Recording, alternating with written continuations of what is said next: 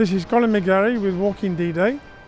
Just now I'm on Utah Beach, but this video is going to be about the civilian heroes behind Utah Beach. At Audoville la Hubert, there were over 100 Georgians in the German army, of course. On the 5th of June, they started emptying their living quarters. 2 Germans come from St Martin de Varreville, and one goes up a pylon and with rubber gloves pulls out the fuses. So Bernadette Berlin goes out and he says, "What are you doing?" "No more electricity. Tomorrow the Tommies are coming." Bernadette Berlin laughs at them as they go away. He says, "They're crazy.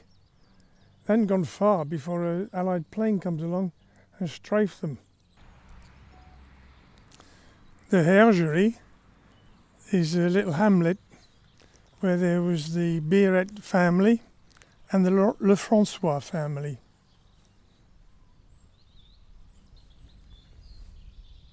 The Pierreville family can hear the bombing on the coast and near Audoville la Hubert. Marin Lefrançois, he says, "We should have some coffee."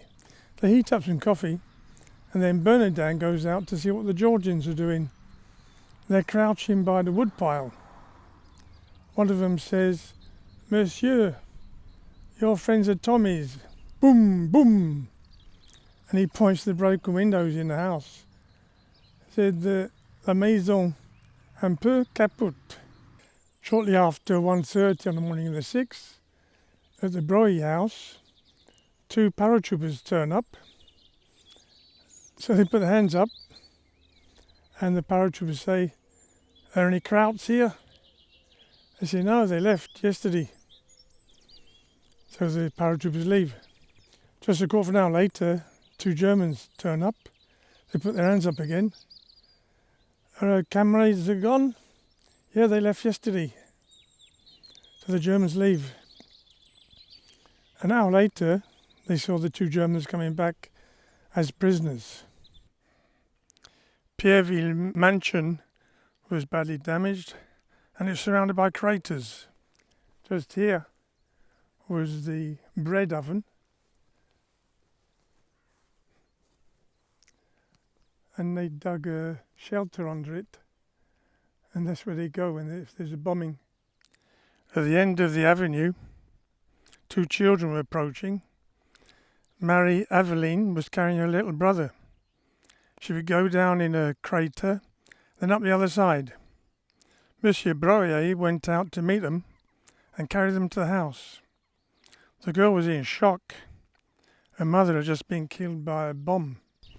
At La Heuguerie, the fighting passes in both directions. The fighting calmed down, and Marin Lefrançois goes out to see what's happening, only to come up against the barrel of a gun. The paratroopers make a sign to go back in. Marin had seen the shoulder patch, airborne. Marin knows some English. What does that mean? Born in the air? The 2 paratroopers come in, and they all drink some coffee. Then they go out to join the fighting again. Monsieur Pierreville comes back to his house and sees a drop of blood. He follows a trail upstairs. There's a Georgian badly wounded. Pierreville goes out to find an American. 2 come in and take him away. Maurice and Bernadette are approached by a paratrooper, and he asks them to sign a paper. Then he leads them to the Broc hamlet where the Georgians are holding out, I should say. And there's a journalist waiting for them. He tells Bernadette to point to a dead Georgian soldier, while Maurice has his hand on the paratrooper's shoulder and he takes a photo. And it appeared in the Accord magazine with a caption about the French helping the paratroopers to find the enemy. Near St Germain de Varreville at 6 a.m. on the 6th, Désiré Fortin heard some shots, so he went outside and some paratroopers asked him where the Boche. He said, "They're further down." They said, "Have you got anything to drink?" He said, "Only cider." So they all come in to have a drink, And then the officer asked him to take them to St Germain de Varreville, which wasn't far away. So the crossroads near the church, he shows them the way to different places. There's Heuguerie to the north and St Martin de Varreville to the south. He says, be careful of Heuguerie, there's some bunkers. The officer says, we've got to get to the hamlet of Les Loutres. Can you take us? So he sets off with them towards Les Loutres. At the crossroads near St Martin de Varreville, they meet a group of Germans. So a firefight breaks out. It doesn't last long, and then the Germans disappear. There's no casualties. They get to Les Loutres around 9 a.m. There's about 60 paratroopers there. The officer stuffs his pockets with cigarettes and he sets off home. Now on his way back at the crossroads of St Martin de Varreville, he meets 15 Germans. And they say, have you seen any Tommies? He says, what's that? They said, paratroopers coming down. They've come down tonight. He said, I didn't know there were any. And the German says, promise that if you meet them, they won't tell them we're here. He says, I don't want to meet any. I certainly won't tell them. And so the Germans go off. And before he gets home, he meets some paratroopers and he rushes to tell them where the Germans are, how many there were, and what weapons they had. Many will know the Beuzeville plan as the site of Lieutenant Meehan's plane crash. It was also where the Georgians, who were attacked at the junction in the Band of Brothers, came from. They were billeted in Artilly Chateau Farm. There were also Georgians in the old chateau, the other side of town. They had a bad reputation, especially where women were concerned. The school was in this house near the church. Mademoiselle Hubert, the teacher, lived in the building. The class was at one end, her bedroom the other end, and the kitchen in the middle. On the night of the 5th, she was trying to get to sleep despite the door shaking from vibrations of the distant bombing on the coast. Then the door was being banged on, and somebody kicked at the door. She thought of the Georgians. The door's solid, it would hold up. She leaves the key in the lock, half turned, so that no one can push it out. Then she hears the key drop on the floor. I'll go out the back door. She lifts up the corner of the black cloth on the window and sees the back of a crouched man passing. It's a Georgian. I can't get out. The kitchen door panels start cracking. She's on the bed, breathing hard, trying to control her panic. The panel is broken and the bolt is pulled back. A man with a flashlight opens the bedroom door. Oh mon Dieu, he's going to kill me. She hears him talking to others in English. You're English? You should have said so. No, we're American. Are there Germans in the house? Of course not. Go back to bed, you'll get cold. She puts on her dressing gown and has calmed down, watching the white eyes of these young men showing through blackened faces. One keeps watch by the window, while the others lay out lamps on the kitchen table. Where is St Côme-du-Mont? Are there Germans in the village? They're Georgians, some in Artilly Chateau and some in the old chateau. Hurry up, if the Germans arrive. Don't worry, it's the landing. There are 30,000 of us. They told her where they'd landed. One in the small pine tree in the garden, the other in the fields behind the school. They left after an hour, laughing at the shock she'd had when they'd met. Thank you. Go back to bed and close the door. She doesn't go to bed, but to the neighbour. Her neighbour says, Mademoiselle, have you seen the paratroopers? They're coming down in clouds. Yes, I've had some in the house for an hour. No, really? Her eyes were rolling. Beuzeville plan was liberated, then retaken by the Georgians. They took pleasure in killing. A paratrooper brings a wounded man to the school. Mademoiselle Hubert treated him, and he leaves to take up the fight.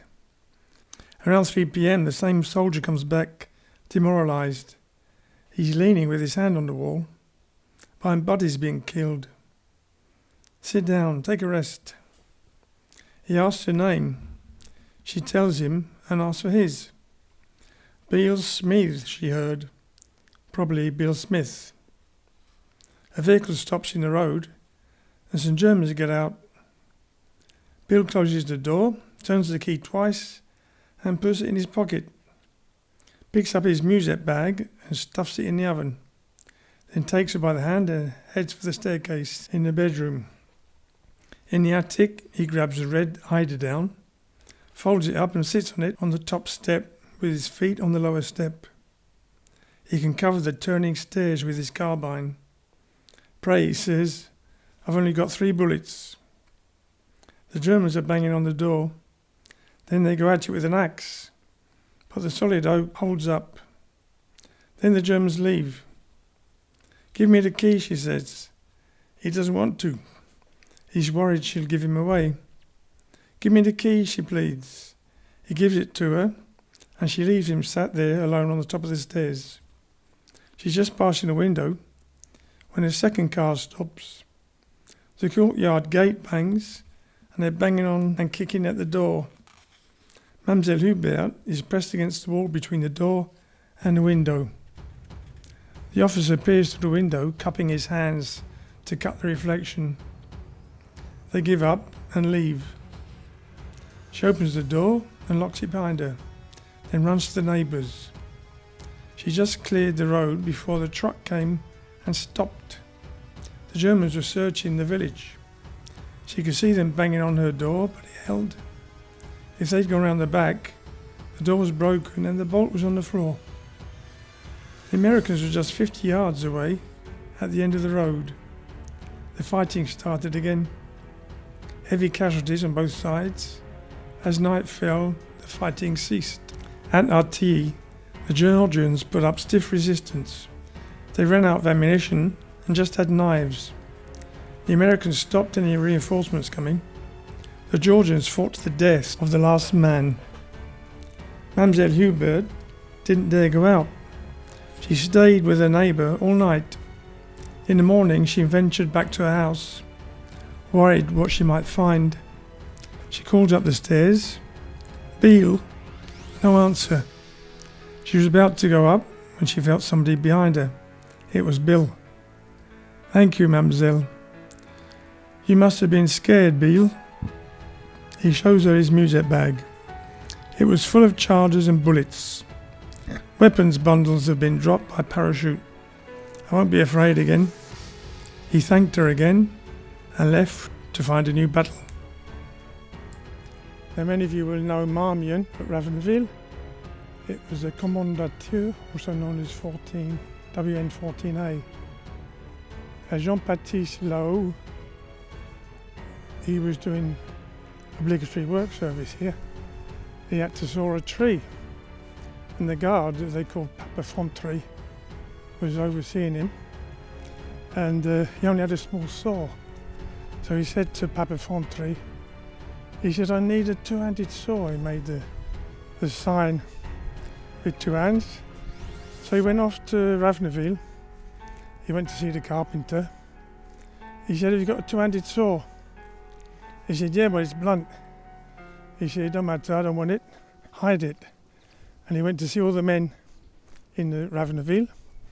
And he said, if you've got a 2-handed saw, hide it.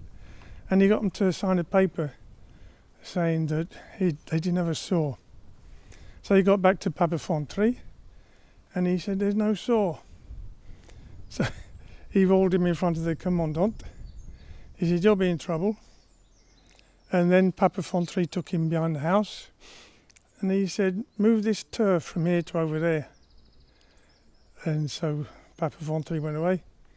As soon as he'd gone, Jean-Louis, he moved some turf from where it had already been moved back to where it come from. And when Papafontre saw that, he went berserk. He took him to the commandant, and the commandant said, you can't go home until you finish working. And then he left. So as soon as the commandant left, Jean-Baptiste went home.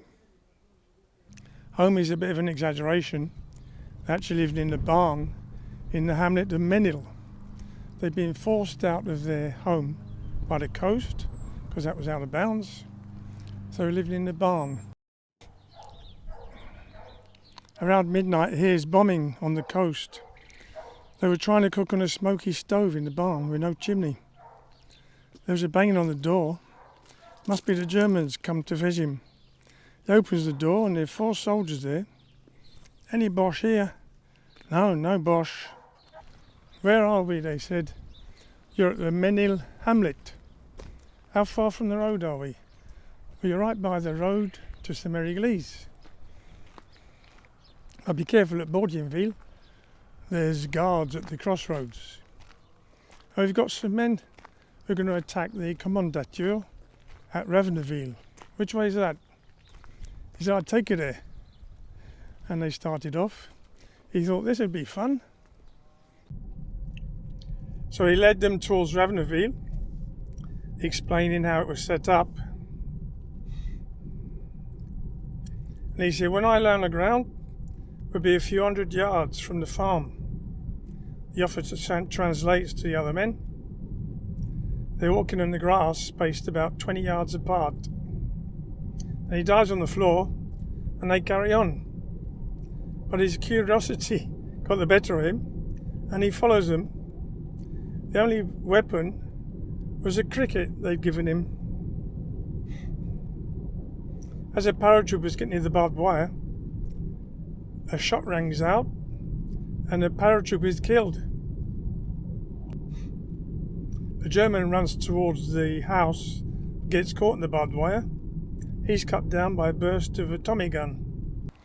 The noise brings out a bunch of Germans, but there's nothing to be seen, no sound. The Germans are grouped at the crossroads, wondering what caused the eruption. Then suddenly they're all cut down by a crossfire from the paratroopers. Paterot counts them. There are 16. He recognises them all, but wonders who had fired from the barbed wire. The one caught in the barbed wire, he sat down as if he was taking a siesta. It was the interpreter, MH17, but 2 are missing. The paratrooper searched Marmion, but nothing to be found. The Audoville battery was firing onto the beach and at the church at Ravenoville. Paterot runs to the officer. I'll show you where the observer is for the guns. It's along the lane towards Heuguerie. They go a short way and they can see an opening onto the road.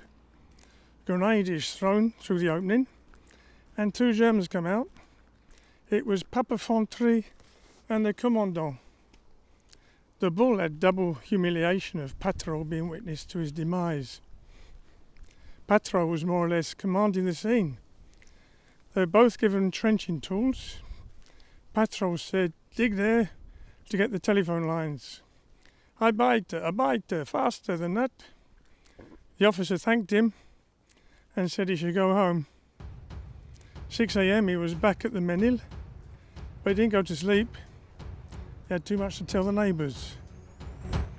In the evening of the 6th, the colonel comes to visit the wounded, then comes to visit Paterot. They tell me you know the terrain well. That I do. I can show you all the enemy positions. They set out towards St Marcouf, picking up other paratroopers on the way. They do a tour right up to near St Marcouf and meet no Germans. On the way back, the colonel asks if the mayor lives nearby. That's just 500 yards away. I'd like to go and see him, but I don't have time. They see what looks like somebody behind a hedge. Upon closer examination, they find 13 German uniforms and caps. No weapons. They've scarpered. Mon colonel, there's a gun not far from here at Vert Gazon. I can show you where it is. The colonel gets on the handheld radio, and a few minutes later, a weasel track vehicle turns up and the 3 of them pile in. In the village, the smell of bakery prompts the colonel to mention he's hungry. They stop at the bakery, and Monsieur Levasseur gives them fresh bread and cider. Being refreshed, they're ready to go. At the Vert Gazon farm, one of the soldiers advances down the lane and gets wounded in the leg. The German runs into the house. The Americans are ready to launch grenades into it. Mon colonel, there are civilians in there. One of the Germans makes a run for the marshes. They miss him. The German corporal commanding the gun doesn't want to give in. The colonel calls up some reinforcements to surround the house. Then the Germans surrender. They hitch the gun to the weasel and return in triumph to Ravenoville. Paterot was thinking, if he wasn't already in the place he was, he would give a gold bar to be there.